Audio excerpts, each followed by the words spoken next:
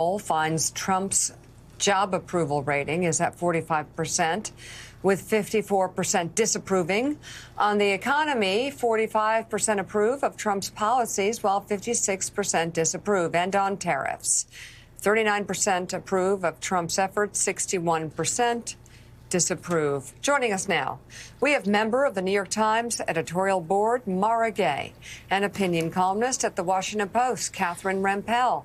Catherine is joining MSNBC as a co-host of the evening edition of The Weekend on Saturday and Sunday. Congratulations. Welcome aboard. Great to have you. It is fantastic to have you. Catherine, your take on what we've been seeing over the past several weeks, culminating in the last 2 days of huge stock losses on Wall Street. It's just insane.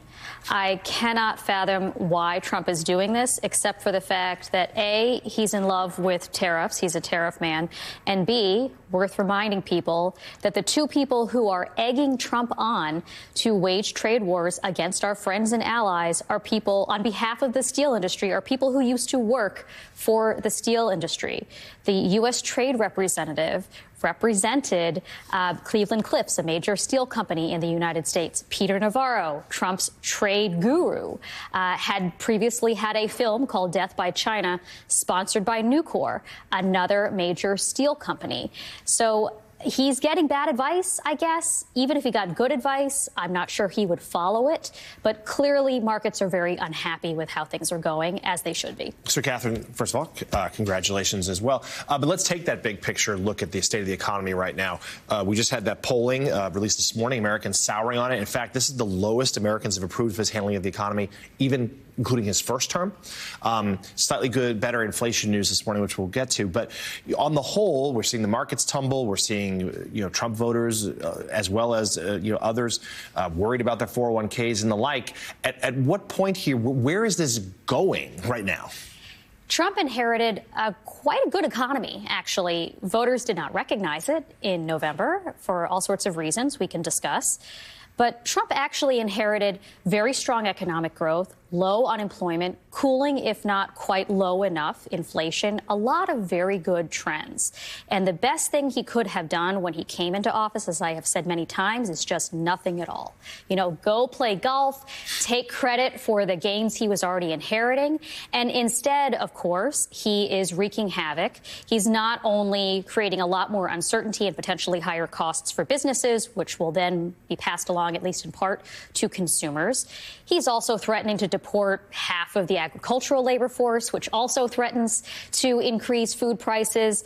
He's leaning on the Federal Reserve. I think this is sort of the sleeper story of this year. He did this last time, of course, when he was president. It would be very bad now for him to be seen as strong-arming the Fed, which is historically politically independent, needs that political independence for its credibility.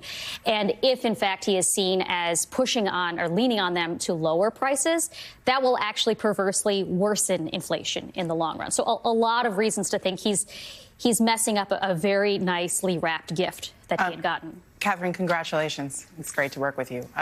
Could you talk a little bit about the jobs numbers? I think so much of consumer sentiment has to do not only with unemployment right now, but also there is a stickiness, it seems, to inflation on housing costs.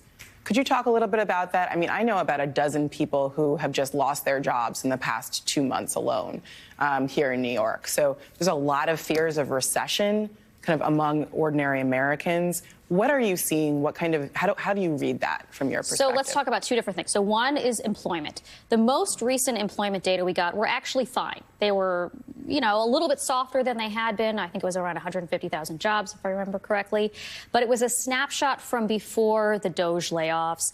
It was a snapshot from before a lot of private sector companies that interact with the federal government may have responded, as well as you allude to, these sort of fears that people may be pulling, fears that a recession may be coming, related to all of that, related to the trade wars that may cause consumers to hold back, which will in turn affect whether companies hire or lay off employees.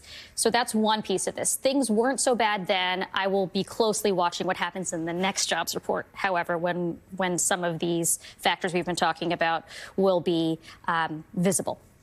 On housing, So this is an excellent question. Housing has been a pain point for the American people for a very long time. We essentially underbuilt after the financial crisis and the housing bust, and we are paying the cost for that now, particularly as millennials age into prime home buying years. There are family expansions, they need more housing, et cetera, but we have not increased supply.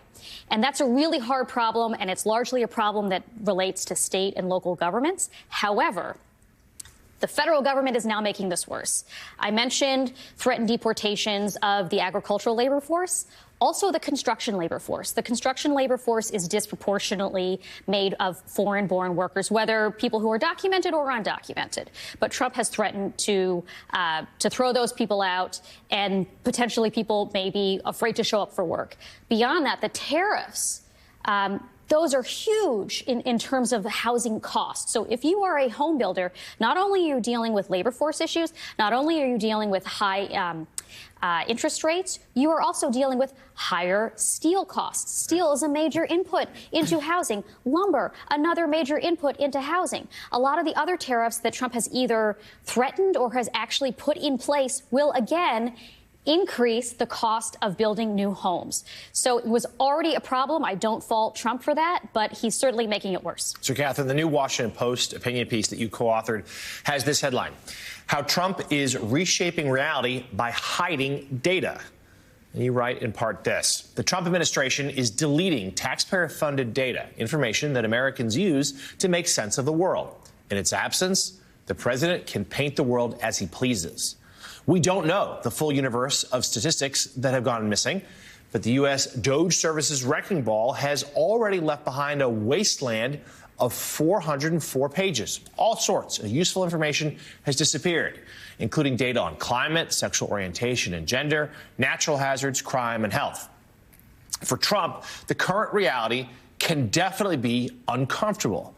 After all, government data include a lot of evidence that could frustrate his ambitions. So he developed a Smoke and Mirrors Act. Inconvenient truths threaten Trump's plans, so he disappears the relevant data and uses other tactics to obscure reality. This makes it easier for him to do what he wants. Tell us a little bit more about this phenomenon, and is there any recourse here? The data that DOJ and the rest are getting rid of, can it be salvaged? There are some companies that are working to save and archive data that has already been collected. So, for example, we'll see public health data that's been taken down. This is all taxpayer funded, by the way. Climate data that's been taken down.